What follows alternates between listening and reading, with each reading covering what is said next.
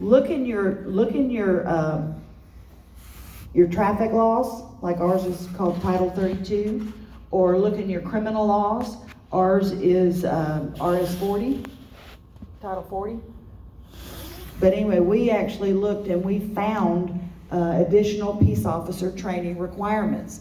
That's where we put our bill. We didn't try to do a whole brand new law. So make sure that you look at that very closely, because it works for you. They don't want new laws, because I can't tell you how many times I hear legislators get up on the microphone and say, well, don't we already have one of those?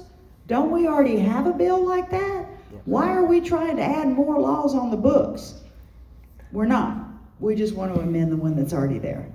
Iowa's bill is probably going to get put into an existing bill that's already there for police officers for domestic abuse, because a lot of police officers have a higher rate of domestic abuse at home because of their job and whatever. So the bill that we're looking at probably trying to get through next year is going to piggyback with that bill, rather than, like she said, trying to start a whole new bill. It is in that same statute. Yep. For domestic abuse. Right. Training. Yep. Yes. You know, we encourage that the states that have done it and have been successful to spread the gospel to the other states that are trying to do this, that we all work together. And that's where the MRF comes in, is that we can have that networking that we need, so that we can find out what successes work and what our failures are, and then work together on them as states, so that we can all 50 states get this done. Because the federal government has laid the groundwork for us, knowing that there's a problem, that we can do this. But now it's our turn and our job to make sure that we do it. So let's work together and get it done. And like I said, the MPP, this was very, very crucial for us too, as far as getting that information together, so that our people went with a loaded gun. They didn't go with an empty gun there, that they had all the stats and all the numbers of all, and like take it right down to the county on where these instances are happening, and to make sure that you have that information there. Don't go in without that loaded gun. I'm going to finish with this. It doesn't have anything to do with profiling, but Hartel brought this up this morning. I don't know how many of y'all were in here, but he was talking about the combustion engine and the fact that our lifestyle may go by the wayside. And we started watching that very closely, and the way that the MRF is handling that on the federal level is very, very impressive. But then I found out that Ohio actually took it, like profiling, they took it to the state level. And they passed a law that said no state agency.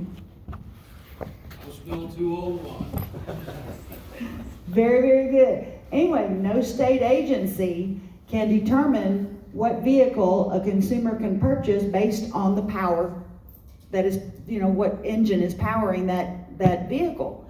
So I took Ohio's law and I put it in word for word in a letter to one of our legislators that helps us out tremendously. I mean, every time we go to her, she helps us. And she wrote me back and she goes, I like it. We're going to get this thing drafted. Well, it has now gone through the House committee, through the House floor, through the Senate committee, and it's sitting on the Senate's agenda. And I'm hoping next week we're going to be I think Kansas got one passed just a couple of weeks ago, right? So I'm hoping we'll be the third state again to have a bill that's going to protect combustion engines. Louisiana is an oil and gas state. And that's one thing we told the legislators. Oil and gas brings $54 billion into the state of Louisiana every year. We have got to protect our oil and gas industry in Louisiana. And when you bring money into it, their ears are gonna perk up. Yep. So y'all wish us luck. Hopefully we're gonna get that passed as soon as we can get the Senate to stay on the floor for an entire day and not just 2 or 3 hours a day. But hopefully we can get that bill to the floor and get it passed. And we'd love to be able to come back and tell y'all we were the third state in the nation again to get this done. And that's what I was going to end that with. So, anyway, are there any questions for us? Anything that we can do? Please, if you need us, get with us afterwards. We'll give you our business cards, whatever. Get involved with your ABATEs. Get involved with your COC&I. Get involved with the MRF. Get involved with the MPP. Get involved with the internal combustion engine folks. get involved, because our lifestyle will go away if we don't stand up now. And there's a wealth of information right here in this room, people, with Hardtail and Jonesy and Slider and Seven with Policy Engage. There's a wealth of information through all these halls in this building this weekend, and I know we all want to get together and have some fun and whatever, but take advantage of the wealth of information that's running around between all these walls this weekend and reach out and make that time for them. So it's really important. That's what these things are for, is to open up avenues, open up the relationships between each state. So if you need anything, let us know. Any questions for us? Yes, sir. Not a question, but a comment. Because it does help your states to keep up with what other states are doing. After y'all had the mask law changed down there, we had it changed the same way in North Carolina, because we had one trooper that was writing tickets for masks, and that was one of the easiest bills we had to pass that year. That's awesome. Was getting that changed. And who was to know that we had medical added to it, and guess what? What happened in 2020? Now we can't Everybody get said, masks "Thanks, off people's ABATE." faces. It was illegal until you brought it in there. So, anyway. Anything else? Jonesy, you want to add anything with Oh, I think you guys hit the nail. you know? Slider, you got something that you'd like to add from what I might have missed in Iowa? 15 minutes. Y'all have questions? Yep. Comments? I do have something to add, and that's something that, we were shot a straight story from, our representative, Megan Jones, but one thing that we failed to really understand, and she told us that, the governor would not pass it, and it wouldn't go through her judicial committee unless her boss, okayed it, with the wording that was on there. And when we have somebody present it to the bill writers, we want to make sure that we make them understand that we do not want any of that language changed, because ours got changed without all our knowledge. Right. So when you have a legislator that's going to bring it forth for you, you want to tell them, we don't want any of this changed. You cannot change any of this. We were shocked in Iowa that it actually went the way it did. We thought we had a very good chance of making that go through there. And when, like you said, when Megan let that get changed, we didn't know what to think. We had to reel back on our heels and regroup. And then rather than to pass a bill that wasn't going to get through and have a defeat, as a committee, we decided just, you know what, we don't have to do this today. So let's regroup and look at it again next year with a new session and try to get something done. But And we have 2 years to work on it. right now, yeah, because we were in the second half of our session this year. Next year we start a new session and we can start all over again. And we've got a committee that's really engaged and they want to get this done. So I think we have a very good chance of making that happen. Something that Slider just said came to me. If you've done your research and you know exactly what you want out of a bill and out of a law, and your representative says, yes, I like that, we'll go with that. You know, they don't write those bills. Nope. They send them to their legislative attorney or their drafting office, and those bills are written. Well, we had a bill a couple of years ago that we really wanted done. And she sent it, and the legislative attorney sent back and said, no, that's already covered in the law, we don't need that. And I said to my legislator, my sweet Dodie, I said, Dodie, I have to respectfully disagree with you and your legislative attorney that this law may be on the books for motor vehicles, but it is not being used for motorcycles. We have a specific law on the books for motorcycles that states that motorcycles are entitled to the full use of their lane, and no motor vehicle shall be driven in any manner to infringe upon the right of that motorcycle to his lane. But there were no penalties attached to it. But the penalties were in a different part of the law, and that's all we were doing was trying to get those penalties attached to motorcycles. Because we had a gentleman turn left in front of 4 bikes, and the lead biker, very good friend of ours, died 10 days later on Christmas Day. And do you know what he received? $74.50. And he walked out of court. And he walked out of the courtroom. So when you have an idea, when you know that something is right, and you're told by the attorneys in your legislature that that bill already exists or that bill is not needed, don't give up. Stand your ground. All right, and one more thing on the policy engage, and then we'll call it a day. The track bill that's created by that program will send you a notification daily, okay, on what bills, and there's some computer person up here that has written an algorithm of some sort to tell it what keywords to look for, because it pulls those things out, and when you're a state member, it sends you information on every bill in your state that pertains to motor vehicles. On one day, every day you get that report. And that's something that if you're not looking for specific bills, if you're looking for something specific and you see this pop up like automated vehicles, like 18-wheelers are now gonna be able to drive through Louisiana, we didn't know that was there. Okay, so now this track bill is what it's called, sends you the notifications of what's in the books. So, any other questions for us? Yes, sir. I don't got a question, but I got a comment. Okay. I don't know. Okay. Yeah. I'm with the ABATE of California, and we have been working tirelessly for the last couple of years to pass an anti-profiling bill.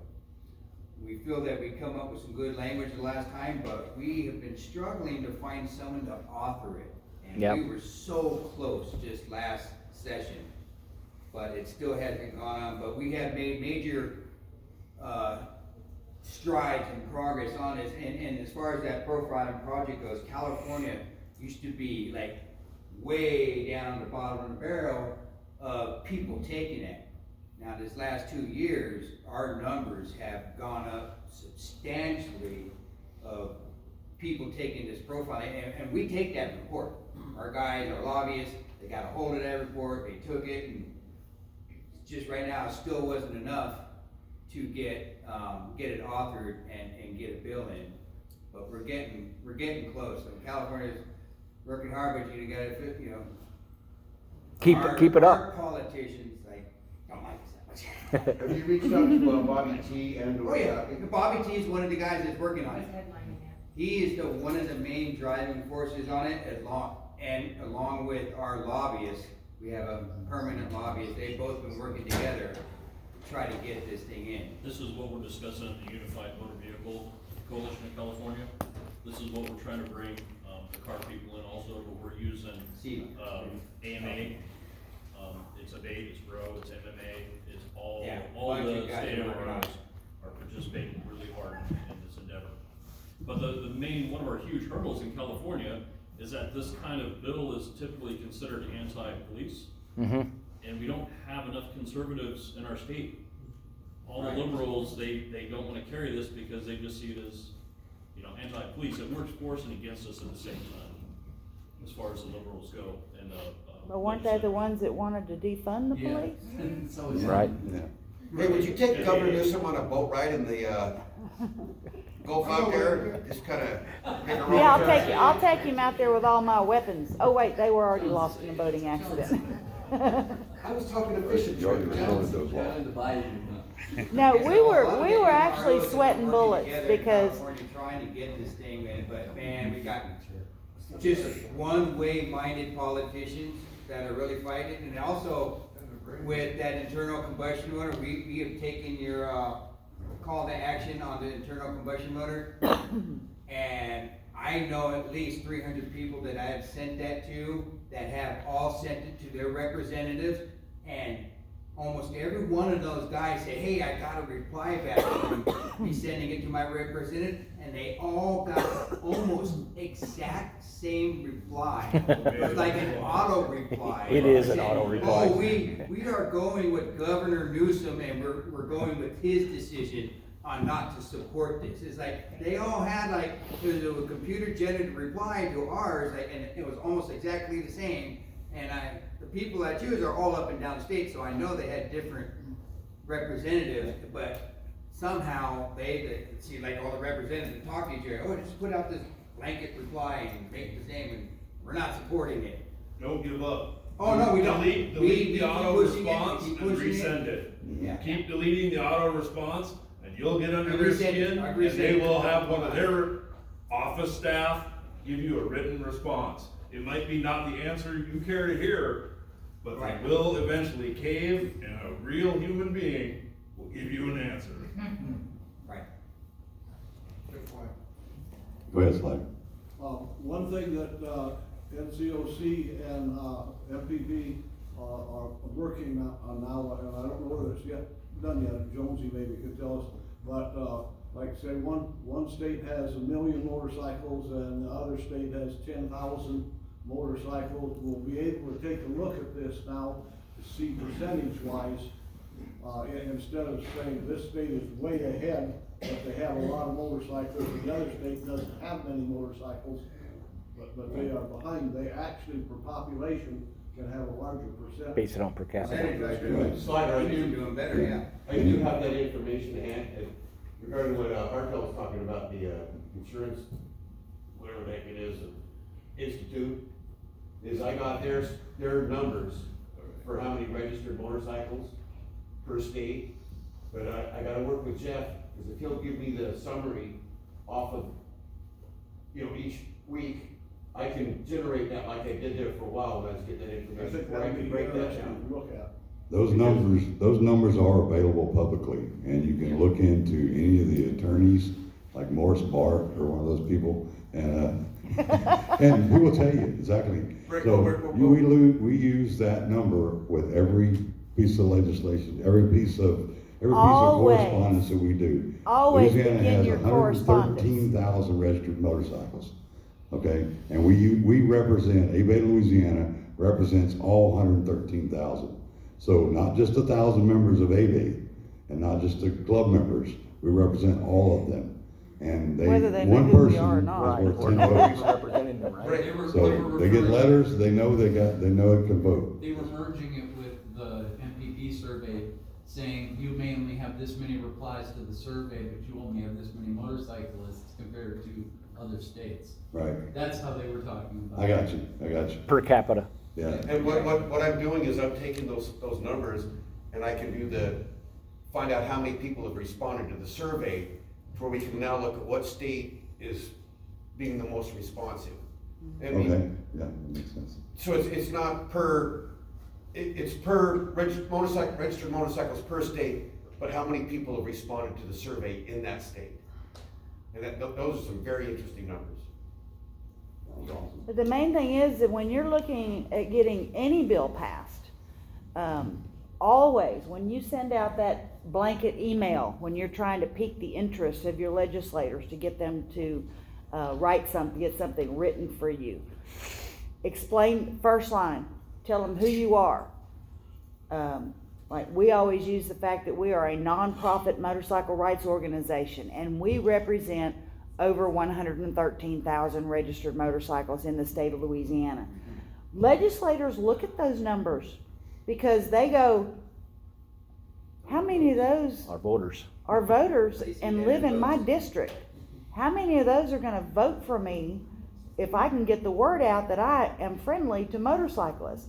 So always use those numbers when you are reaching out for any legislation, but it worked for us for the profiling, I'll tell you that. 8 million in the US now, that's the number? 9 million. 9.3. 9.3 million riders in the US. Wow. Or registered motorcycles, which makes all three of mine, And we're not gonna buy electric bikes, right, Hartel? We are not. We are not. What do you say? Holly's not We gonna want, build we one. want to, Right. They did.